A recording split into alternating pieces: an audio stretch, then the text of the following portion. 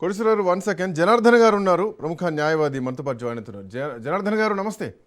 నమస్తే. నమస్తే. సో కళ్యాణ్ లక్ష్మి, షాదీ ముబారక్ ఈ జీవోల ద్వారా విడుదల చేస్తున్నటువంటి నిధులు ఏవైతున్నాయో వీటిపైన హైకోర్టు స్టే విధించింది. సో మళ్ళీ సెప్టెంబర్ 9వ తారీఖు రోజు తుది విచారణ జరగబోతుంది, అప్పుడు తుది తీర్పు రాబోతోంది. సో ఇది కేవలం ఇక్కడి వరకే చూడాలా అంటే ఇక్కడ పాయింట్ ఏంటంటే గత ప్రభుత్వానికి లేని సవాళ్లు ఎందుకు కాంగ్రెస్ పార్టీ ప్రభుత్వంలో వస్తున్నాయన్నది పాయింట్ నెంబర్ 1 అయితే కనుక మిగతా 6 గ్యారెంటీలు కూడా ఇలాంటి జీవోలపైనే ఆధారపడి ఉన్నాయి. వీటికి చట్టబద్ధత ఎక్కడా లేదు. సో చట్టబద్ధత దిశగా ఈసారి ప్రభుత్వం ఏమైనా నిర్ణయం తీసుకుంటుందా? ఒకవేళ తీసుకుంటే అంతా ఆ బడ్జెట్ తెలంగాణ రాష్ట్ర ఖజానాలో ఉందా? ఎట్లా చూడాలి జనార్దన్ గారు?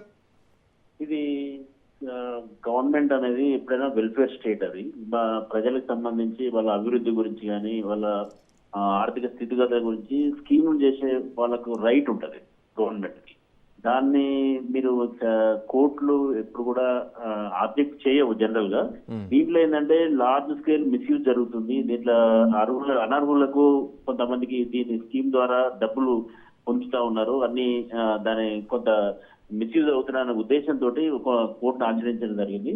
దాంట్లో ఏంటంటే మిస్యూజ్ కు ఏదైతే ఉందో దానికి ఒక మెకానిజం ఉండాలని చెప్పేసి కోర్టు చెప్తుంది ఫైనల్ గా. మాకు ఉన్నంత వరకు స్కీమ్లని ఎప్పుడు కూడా కోర్టు వెల్ఫేర్ స్టేట్ కాబట్టి ఎప్పుడు కూడా అడ్డుకోదు. జనరల్ గా ఈ మిస్యూజ్ పాయింట్ ఆఫ్ వ్యూలో స్టే ఇచ్చి ఉండొచ్చు, బట్ ఫైనల్ గా కోర్టులు స్కీమ్ల దృష్ట్యా అడ్డుకోవడానికి లేదు. చట్టబద్ధత ఏదైతే పార్లమెంట్ కు అసెంబ్లీలకు ఉన్న పవరే అది. సార్ ప్రస్తుతానికంటే ఈ పిల్ వాదనేంటి? సో పాయింట్ ఏంటంటే కళ్యాణ్ లక్ష్మి, షాదీ ముబారక్ పథకాలు ఏవైతున్నాయో వీటికి ప్రత్యేక చట్టం లేదు, బట్ అయినా ప్రభుత్వం జీవోలతోటి ఈ పథకాల్ని కంటిన్యూ చేస్తోందన్నది ప్రస్తుతానికి పిల్లో ఉన్నటువంటి వాదన. సో దీంట్లో ఏంటి అంటే వాటి అర్హతల కోసం మాట్లాడుతున్నారా, అంటే వాటి వయోపరిమితి కోసం మాట్లాడుతున్నారా? సో ఎట్లాంటి అంశాలపైన ఈ చర్చ నడుస్తుంది ప్రస్తుతానికి? అయితే దీంట్లో ప్రధానంగా ఏంటంటే ఈ స్కీమ్ క్యాబినెట్ అప్రూవల్ అయిన తర్వాతనే జీవో వస్తుంది. అదంతా చట్టబద్ధత చేయాలంటే అది పెద్ద మ్యాటర్ కాదు. అసెంబ్లీలో బిల్లు పెట్టి ఒకటే రోజులో పాస్ చేయగలుగుతారు, ఎందుకంటే మెజారిటీ గవర్నమెంట్ కాబట్టి అది పెద్ద ఇష్యూ కాదు. సో కాకపోతే ఏంటంటే ఈ లార్జ్ స్కేల్ మిస్యూజ్ ఉందనేది అలా పాయింట్. దాన్ని ఏ రకంగా దానికి కొంత మెకానిజం డెవలప్ చేసి ఎవరైతే అనర్హులకు పోకుండా ప్రభుత్వ ఖజానా పబ్లిక్ ఎక్స్చెక్కర్ పెద్ద ఎత్తున లాస్ అవుతుందనేది వాళ్ళ పాయింట్. సో దీని విషయంలో గవర్నమెంట్ కొన్ని మార్గదర్శకాలు రూపొందించి స్కీమ్లను యథావిధిగా కొనసాగించే అవకాశం ఉంటుంది కాబట్టి కోర్టు స్టే ఎంతవరకు అంటే ఆ మిస్యూజ్ అనేది దానికి ఒక మెకానిజం రూపొందించాలనే ఉద్దేశంతో వచ్చే స్టే, కానీ వెల్ఫేర్ స్కీమ్లని ఎప్పుడు కూడా కోర్టులు అడ్డుకో. అంటే గత ప్రభుత్వంలో కూడా ఈ పథకాలు ఉన్నాయి. సో ఈ ప్రభుత్వం కొన్ని కంటిన్యూ చేస్తోంది, ఇంకొన్ని కొత్త పథకాలను అమలు చేసింది.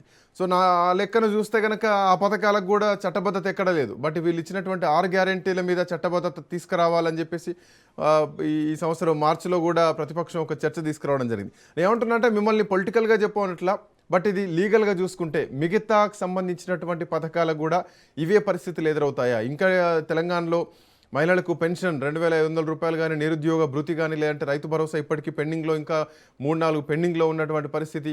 ఇవన్నీ కూడా ఇంకా క్వశ్చన్ మార్క్సే కనిపిస్తున్నాయి. సో ఇది ఒక నాంది అనుకోవాలా? మిగతా వాటికి కూడా ఇవే సీన్ రిపీట్ అయ్యేటువంటి ఛాన్స్ ఉందా, లేదంటే ప్రభుత్వం ఈ కౌంటర్గా ఇంకేమైనా నిర్ణయం తీసుకునే అవకాశం కనిపిస్తోందా? దీంట్లో ఏంటంటే గతంలో సుప్రీంకోర్టు జడ్జిమెంట్ ఉన్నాయి. ఏదైతే వెల్ఫేర్ స్టేట్ సంబంధించి గవర్నమెంట్ చేసే స్కీమ్లకు ప్రభుత్వాలు అడ్డుకోరాదనేది ఒకటి సుప్రీంకోర్టు జడ్జిమెంట్ క్లియర్ గా ఉన్నది. అది ఎప్పుడు ఇంటర్ఫియర్ కావాలి? కేవలం అది కొంత పబ్లిక్ ఎక్స్చెక్కర్ మీద బర్డెన్ పడుతుంది, వాళ్ళకు మిస్యూజ్ అయిపోయిన పాయింట్ మీద తప్ప నీకు బడ్జెట్ ఉన్నా లేకున్నా కోర్టు దాంట్లో ఇంటర్ఫియర్ కావద్దు. యాక్చువల్ గా సుప్రీంకోర్టు చెప్పింది ఏంటంటే వెల్ఫేర్ స్టేట్ వాళ్ళు ప్రజల ద్వారా ఎన్నుకోబడ్డారు కాబట్టి ప్రజలకు సంబంధించిన స్కీములు వాళ్ళు చేసుకుంటూ బడ్జెట్ ఉందా లేదా అనేది వాళ్ళ డొమైన్ పరిధి, కానీ కోర్టుల పరిధి కాదు. పైసలు లేకుంటే వాళ్ళు అప్పులు చేస్తారా ఏం చేస్తారా అనేది వాళ్ళకి సంబంధించిన అంశం. కానీ కోర్టులు మీరు అప్పులు చేయదు, ఎక్కువ వెల్ఫేర్ స్కీమ్ పెట్టొద్దు అనేది ఎక్కడ కూడా చెప్పొద్దు, చెప్పడానికి రైట్ కూడా లేదనేది సుప్రీంకోర్టు చెప్పిన జడ్జిమెంట్ సారాంశం.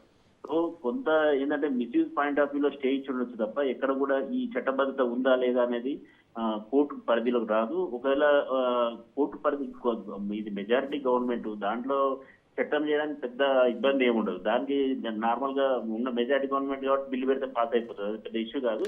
చట్టబద్ధత కూడా not necessary, GO is enough. Sir ప్రభుత్వం బిల్లు పెట్టే అవకాశం ఉందా? ఎందుకంటే ఇప్పుడు పొలిటికల్ గా చూసుకుంటే ప్రతిపక్షం కూడా ఈ అంశం మీద గట్టిగా ఫైట్ చేస్తారు, ఎందుకంటే వాళ్ళకి దొరికేటువంటి వెపన్ ఇది కనుక. సో లేకపోతే ప్రైవేట్ బిల్ ఏమైనా తీసుకొచ్చే ఛాన్స్ ఉండొచ్చా? ఉండొచ్చు. మేబీ వాళ్ళు దీనికి చట్టబద్ధత కల్పించాలా, దీంట్లో మన ప్రభుత్వంలోనే వ్యతిరేకత ఉన్నది కాబట్టి దీనికి చట్టబద్ధత కల్పించాలంటే దీనికి మెజారిటీ బిల్లు ఆమోదించాలని చెప్పి డిమాండ్ చేసే అవకాశం ఉంటది. ఉమ్. సో ఒకవేళ కనుక అట్లా కనుక వస్తే ప్రభుత్వానికి సవాల్ ఎదురైతే బిల్ పెట్టాల్సి వస్తుంది, బిల్ పాస్ చేయాల్సి వస్తుంది, దానికి చట్టబద్ధత కూడా వస్తుంది.